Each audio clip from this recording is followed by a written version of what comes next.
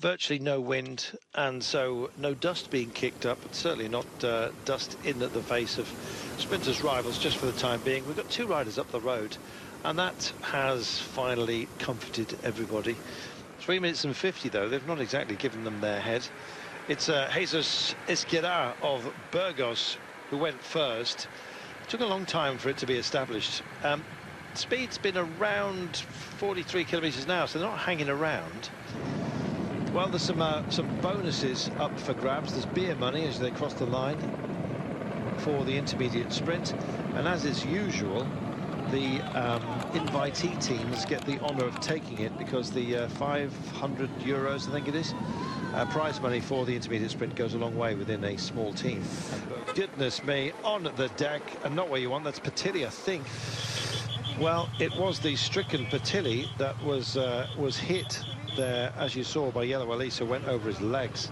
He has exited the race courtesy of his injuries, and suspicion is it's a collarbone, also facial contusion, so he is in the ambulance and away. Never lost consciousness, should be okay, but we don't know the extent of his injuries so far. Just wishing him the very best. Looking through the gaps here, and here comes Buani being guided up on the right-hand side of your picture. So just slightly disengaged with 1.5 Ks to go. They'll come over this next little rise, so it's a slight downhill run. In fact, it's downhill to the Flamme Rouge, very gently so. Buani dead centre of the road, makes sure that we don't forget about him. Marc Serrault is there as well for Francis de Jure. The GC boys have been stripped out of this. They're in a safe place right now if there is any incident. And it's starting to get lively, and Sky also getting involved here for an early roll of the dice. Well, if you've got the bottle, then time to take a swing, I guess you might say. It's time then for the lead-out boys to try and stop this happening. And right now it's Postelberger that's gone off, as you can see, for Bora Hansgrohe here. An early foil for Sagan. Is Postelberger going to do a cheeky one? The big Dane is stepping up. Michael Murkoff, who's got his teammates in the blue, but more importantly the tricolour of Viviani tight on his back wheel, and this is that gentle curve that we're telling you about. It's a big pickup here from Ivan Garcia, who's coming wide round the outside. His wheel's going to be used by Buani in the red, who may well go for it. Drinking to the centre of the road, and Viviani gets the release and almost balks Sagan on the barriers, who came from nowhere, and Viviani's going to deliver this one in front of Sagan. Clever work on display. I think it was Nizzolo that came in as well. Buani in the mix likewise. But in the end, Viviani delivered what was expected of him today in some style. Elia, do you call this a perfect sprint?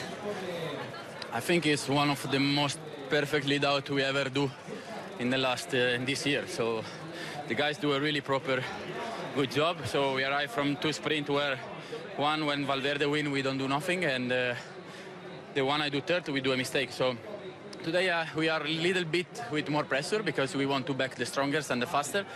If we are the faster, we don't want to lose the race. You know, it's my 17th win this year, and that win is for all these guys do the lead out. You see how lead out they do for me today, so it was amazing.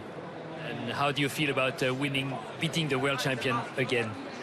I think it's good. It's good feeling. It's good feeling winning the Vuelta, do 2 stages in Vuelta after 4-stage win in Giro. So I think it's this really amazing season continuing, and I think it's difficult to beat this season again, but I hope to be in the perfect moment of my career and in the perfect team.